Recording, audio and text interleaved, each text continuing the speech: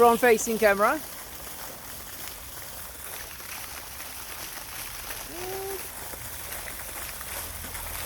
Alright, Samsung is a bit quicker.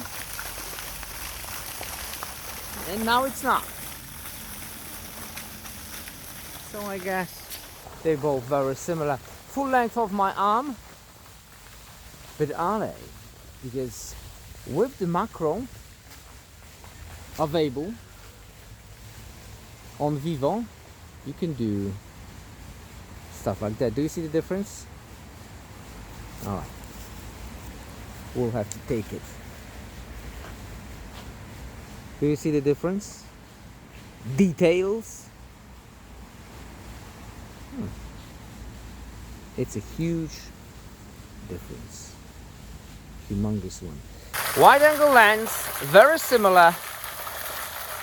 A bit wider for the Samsung. Sky looks identical. Video stabilization. Both great. Macro.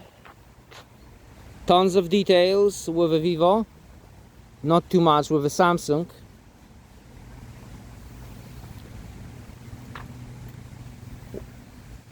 Main lens. Bokeh effect.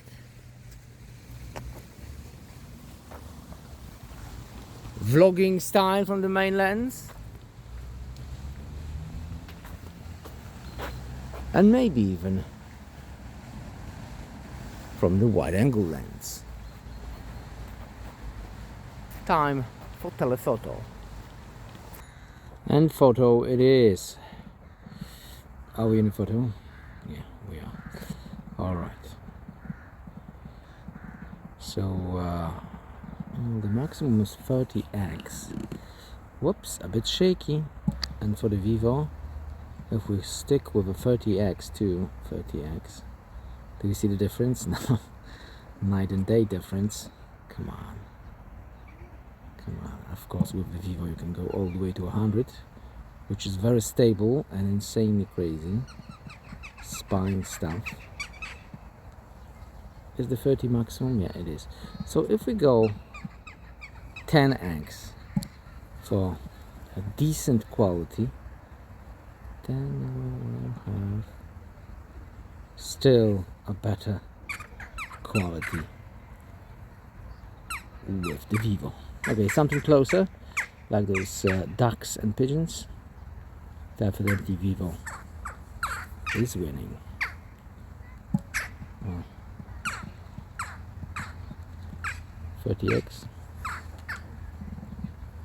and 30x. Oh yeah, that's the difference.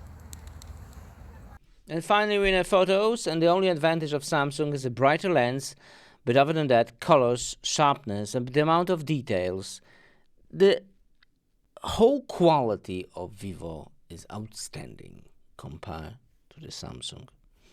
Which is, look at the details, come on.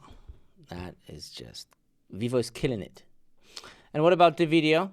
Look at the amount of noise and flare on Samsung. And it is a significant difference. VIVO is still #1.